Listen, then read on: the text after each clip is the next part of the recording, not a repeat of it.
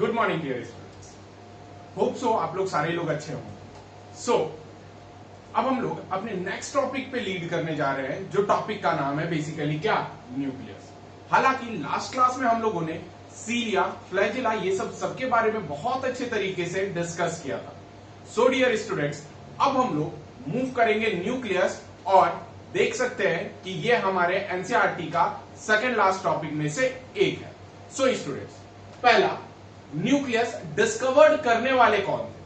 Nucleus को discovered करने वाले साइंटिस्ट का नाम था रॉबर्ट ब्राउन, जो कि 1831 में न्यूक्लियस को डिस्कवर किया। इन्होंने ऐसा देखा कि पूरे सेल के बीच में एक डार्क कलर का कंडेंस्ड बॉडी प्रेजेंट है। उसी चीज का इन्होंने नाम क्या रखा? न्यूक्लियस।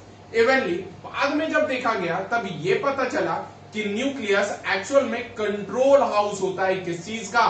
तो कंट्रोल हाउस होता है आपका दैट इज सेल का। यानी न्यूक्लियस को अपन कॉमनली क्या कह सकते हैं? ब्रेन ऑफ सेल कह सकते हैं। अब जब बात आगे बढ़ी तब ऐसा पता चला कि न्यूक्लियस को हम लोग स्टेन कर सकते हैं by the help of basic dye, और बेसिक डाई का नाम क्या है? एसीटोअमाइन। क्या नाम है बेसिक डाई का? एसीटोअमाइन। नेक्स्ट, अब न्यूक्लियस के बारे में हम लोग डिस्कस करेंगे।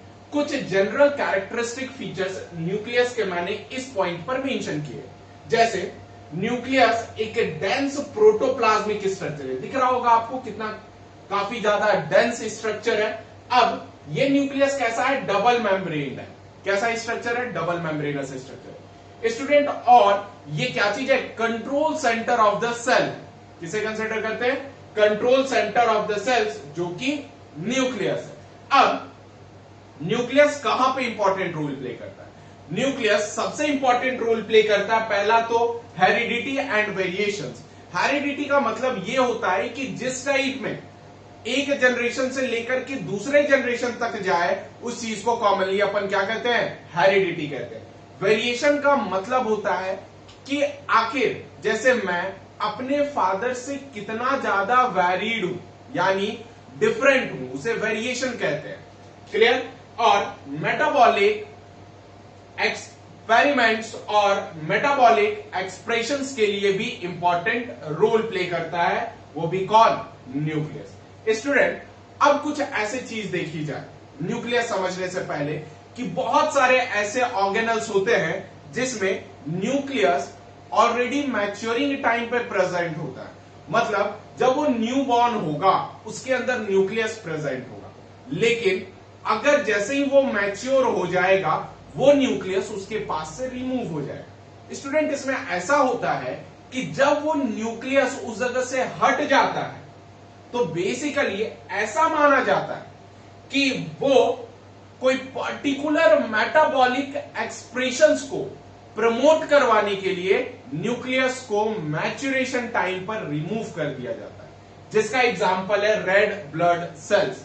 रेड ब्लड सेल्स बेसिकली अगर देखा जाए तो आरबीसी है जो हमारे पूरे बॉडी में प्रेजेंट है। जब ये आरबीसी न्यू बॉर्न होगा तब इसके पास न्यूक्लियस प्रेजेंट होगा, लेकिन जब ये मैच्योर हो चुका होगा तब इसके पास न्यूक्लियस खत्म हो चुका होता है। सो स्टूडेंट्स, अब हम लोग आगे की ओर मूव करते हैं, जिसमें अब हम लोग ये न्यूक्लियस के बारे में डिटेल्ड स्टडी करने जा रहे हैं। हालांकि न्यूक्लियस जैसे ही देखे थे डबल मेम्ब्रेन है, तो अब क्या है? सबसे पहले स्टार्ट करेंगे न्यूक्लियर मेम्ब्रेन से। न्यूक्लियर मेम्ब्रेन एक्चुअल में जो फॉर्म होता है, ये फॉर्म होता है एंडोप्लाज्मिक रेटिक्यूलम के द्वारा। किसे? तो एंडोप्लाज्मिक रेटिक्यूलम के द्वारा फॉर्म करता है। अब ये डबल मेम्ब्रेन है। आउटर लेयर जो होगा वो basically outer layer present basically क्या होगा? आउटसाइड प्रेजेंट होगा, लेकिन याद रखना सराउंडेड किससे होगा? तो साइटोप्लाज्म से सराउंडेड होगा। जबकि इनर लेयर जो है वो इनसाइड प्रेजेंट होगा और ये प्रोटेक्ट करेगा किसे? कार्योलिम्फ को। कार्योलिम्फ टर्म कार्यो जो लिया गया है इसका मतलब होता है न्यूक्लियस, और लिम्फ का मतलब होता है फ्लूइड। यानी न्यूक्लियस में जो फ्लूइड प्रेजेंट होता है उसे कार्योलिम्फ कहते हैं। नेक्स्ट स्टूडेंट, अब बात करते हैं अपन perinuclear space. Perinuclear space का मतलब जो स्पेस आउटर और इनर लेयर के बीच में प्रेजेंट होगा, इसे पेरी न्यूक्लियर स्पेस कहते हैं। पेरी का मतलब around, nuclear means nucleus, space का मतलब फ्री एरिया। अब यहां पर एंजाइमेटिक रिएक्शन REKN मैंने रिएक्शंस को डिनोट किया है। ये ना कहें कि सर आपकी स्पेलिंग मिस्टेक होती है, ये हमारी आदत बहुत पहले थी, अब सही हो चुकी है। क्या है? एंजाइमेटिक रिएक्शंस टेक्स प्लेस होता है इवन।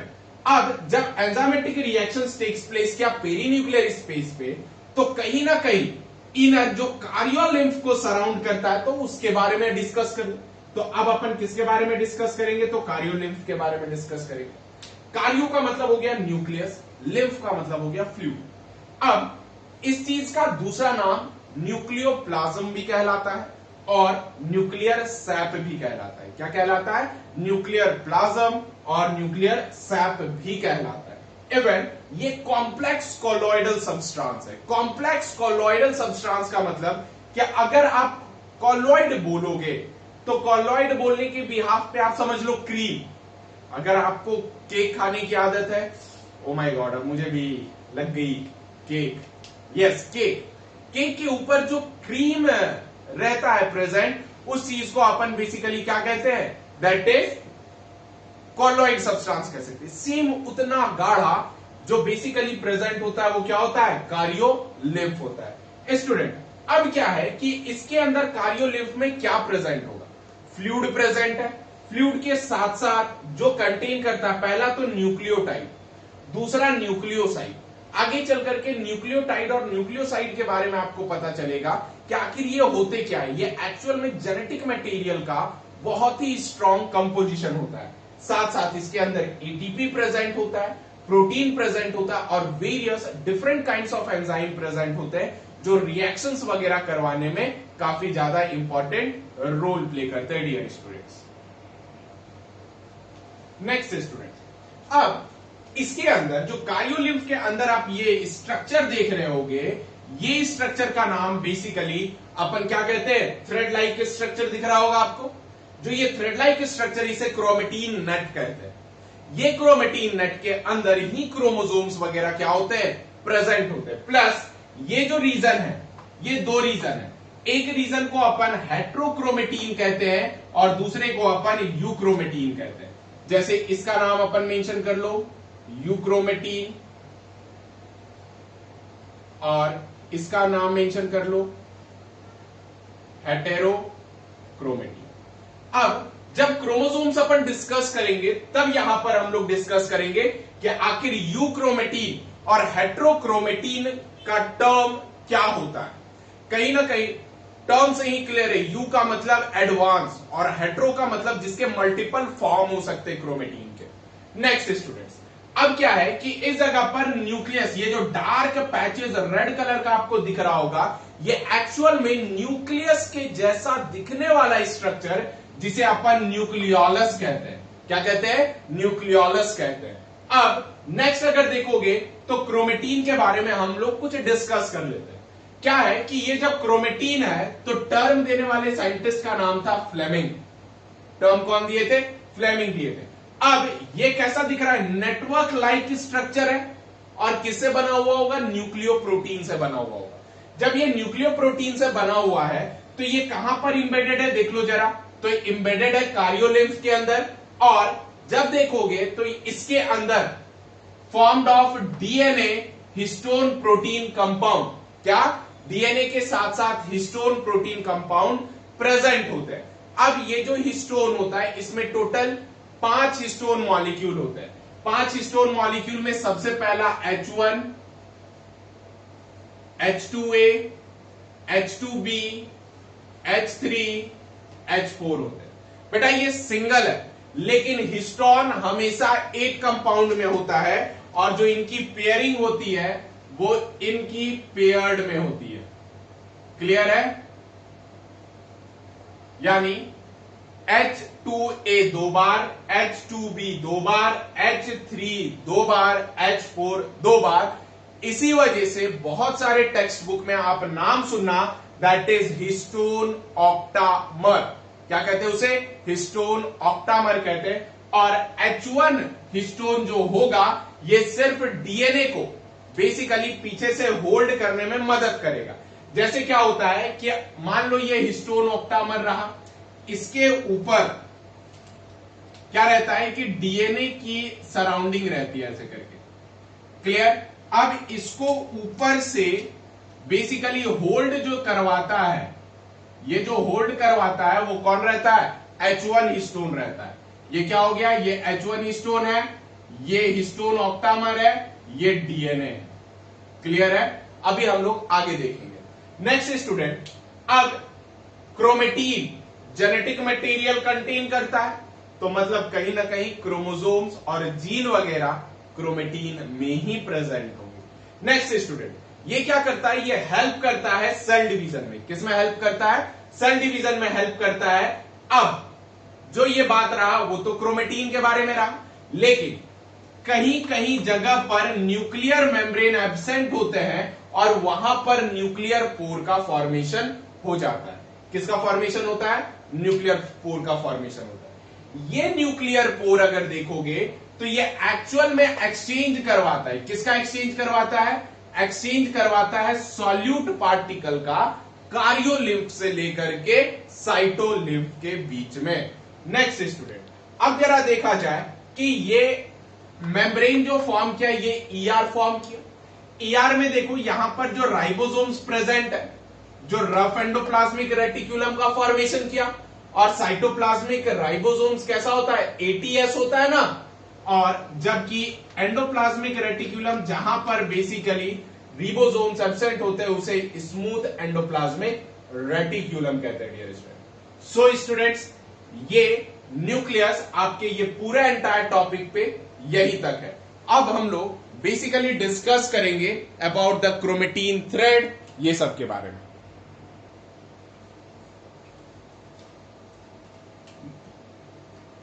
नाउ स्टूडेंट्स, हम लोग बेसिकली अब जो देखेंगे दैट इज क्रोमेटीन के बारे में देखेंगे। क्रोमेटीन क्या चीज है, ये तो थ्रेड लाइक स्ट्रक्चर है। नेक्स्ट, जब ये थ्रेड लाइक स्ट्रक्चर है, जिस चीज को सिंपली अपन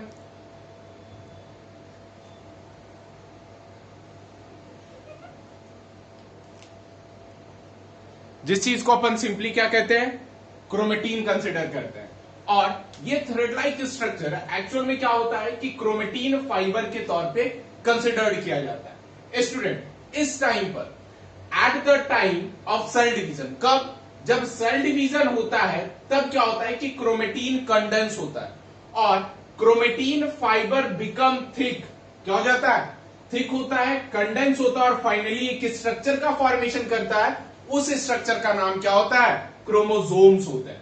नेक्स्ट स्टूडेंट्स, अब क्या है कि ई स्ट्रासबर्गर यानी फर्स्ट टाइम स्ट्रासबर्गर ने डिस्कवर्ड किया था इस टाइप के distinct structure during cell division. कब, सेल डिवीजन, जब सेल आपस में डिवाइड होता है तब ये स्ट्रक्चर को डिस्कवर करने वाले साइंटिस्ट का नाम क्या था, स्ट्रासबर्गर।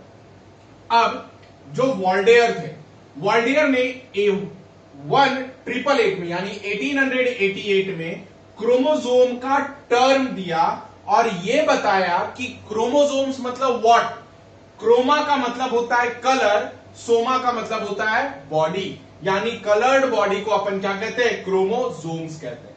नेक्स्ट स्टूडेंट, जब इसे इलेक्ट्रॉन माइक्रोस्कोप में ऑब्जर्व किया गया तब क्या था कि क्रोमेटीन जो है वो किस जैसा दिख रहा था, लाइक बिट्स ऑन स्ट्रिंग, यानी मोती का माला के जैसा दिख रहा था। क्लियर है, इसी चीज को अपन बिट्स ऑन स्ट्रिंग कहते हैं। स्ट्रिंग का मतलब होता है एक धागा और बिट्स की मतलब होती है मोती, मोती के माला के जैसा दिखता है। और एक्चुअल में ये जो मोती की माला स्ट्रक्चर है, बायोलॉजिकल टर्म में इसे न्यूक्लियोसोम्स कहते हैं। Next student, size of chromosomes जो होता है ये ऑब्जर्व किया जाता है सेल साइकिल के स्टेज पे, उस स्टेज का नाम होता है दैट इज मेटाफेज। ध्यान रखिएगा, मेटाफेज। और स्मॉलेस्ट क्रोमोसोम जो तकरीबन 0.25 माइक्रोन साइज का है वो फंगी और बर्ड्स में ऑब्जर्व किया गया, जबकि यही largest chromosome that is 30 micron जो ऑब्जर्व किया गया ये ट्राइलियम में ऑब्जर्व किया गया जो कि एक प्लांट है। नेक्स्ट स्टूडेंट, ये जो क्रोमेटीन फाइबर है ये फंडामेंटली कंसिस्ट करता है लार्ज मॉलिक्यूल्स। क्या चीज, लार्ज मॉलिक्यूल कंसिस्ट कर रहा है, वो भी किसका, डीऑक्सीराइबोन्यूक्लिक एसिड जिसे डीएनए कहते हैं, और वेरियस टाइप ऑफ न्यूक्लियोप्रोटीन। हालांकि देखा जाए तो यहां पर जो प्रोटीन होते हैं, ये प्रोटीन मोस्टली दो टाइप के होते हैं, पहला हिस्टोन और दूसरा नॉन हिस्टोन। हिस्टोन प्रोटीन जो मैंने अभी ही डिस्कस किया था, H1, H2A, H2B, H3 and H4, ये एक्चुअल में स्ट्रक्चरल प्रोटीन होते हैं। ये स्ट्रक्चरल प्रोटीन वो प्रोटीन होता है जो बेसिकली स्ट्रक्चर बनाने में इंपॉर्टेंट रोल प्ले करता है, हिस्टोन प्रोटीन। जबकि नॉन हिस्टोन प्रोटीन एक टाइप का फंक्शनल प्रोटीन होता है, वो सिर्फ फंक्शन करने में इंपॉर्टेंट रोल प्ले करता है। नेक्स्ट स्टूडेंट, ये जो स्ट्रक्चर दिख रहा है, ये स्ट्रक्चर किसका है? तो क्रोमोसोमल स्ट्रक्चर है। जब ये क्रोमोसोमल स्ट्रक्चर है तो क्रोमोसोमल स्ट्रक्चर में क्या क्या आपको मिलेगा? सबसे पहला, इसका जो आउटर कवरिंग होगा उसे अपन पैलिकल कहेंगे। क्या कहेंगे? पैलिकल कहेंगे। अब बीच में जो डीएनए के स्ट्रैंड्स होंगे उस चीज का नाम अपन क्रोमोनेमाटा कहेंगे। जबकि सेंटर में जो पॉइंट रहेगा उसे क्या कहेंगे? सेंट्रोमर कहेंगे। लेकिन याद रखिएगा, सेंटर में जो पॉइंट है उसे सेंट्रोमर, लेकिन ये सेंट्रोमर दो डिस्क लाइक सबस्ट्रांस से क्या होगा? होल्ड करके रखा होगा, और ये प्लेट लाइक स्ट्रक्चर को काइनेटोकोर कहते हैं। क्या कहते हैं स्टूडेंट? काइनेटोकोर कहते हैं, जो कि सेल डिवीजन में इंपॉर्टेंट रोल प्ले करता है। नेक्स्ट, अब इसके अंदर पैलिकल के अंदर जो साइटोप्लाज्म प्रेजेंट होता है उसका नाम क्या होता है? मैट्रिक्स होता है। क्लियर है स्टूडेंट्स? तो ये सारे स्ट्रक्चर क्रोमेटीन के बारे में और क्रोमोसोम्स के बारे में। सो स्टूडेंट्स, अब हम लोग एनसीईआरटी के लास्ट टॉपिक पे आ चुके हैं, जहां पर अपन various shape and size of chromosomes को देखेंगे। सो स्टूडेंट्स, आप एक बार स्क्रीनशॉट ले लीजिए, देन अपन आगे की ओर मूव करते हैं। नाउ स्टूडेंट्स, अब हम लोग बेसिकली स्ट्रक्चर्स देखेंगे जो एनसीईआरटी के डायग्राम में। टोटल 4 स्ट्रक्चर्स प्रेजेंट होते हैं क्रोमोसोम्स के। ये कुछ ये स्ट्रक्चर्स होते हैं। पहला, जिसे अपन मेटासेंट्रिक कहते हैं। मेटासेंट्रिक में दोनों आर्म्स इक्वल साइज के होते हैं। यहां पर मैंने थोड़े से डिसिमिलर साइज के बना दिए, लेकिन आपको इक्वल साइज का बनाना है। प्लस मेटासेंट्रिक के ऊपर बेसिकली क्या होंगे? सैटेलाइट प्रेजेंट होंगे। मतलब जो क्रोमोनेमाटा थे वो ऑटोमेटिक सैटे रीजन पे प्रेजेंट होंगे, जिसे सैटेलाइट रीजन कहेंगे। इसका दूसरा नाम ट्रेबेंट भी कहते हैं। याद रख लेना, इस जगह पे बीच में सेकेंडरी कंस्ट्रिक्शंस कहलाएगा।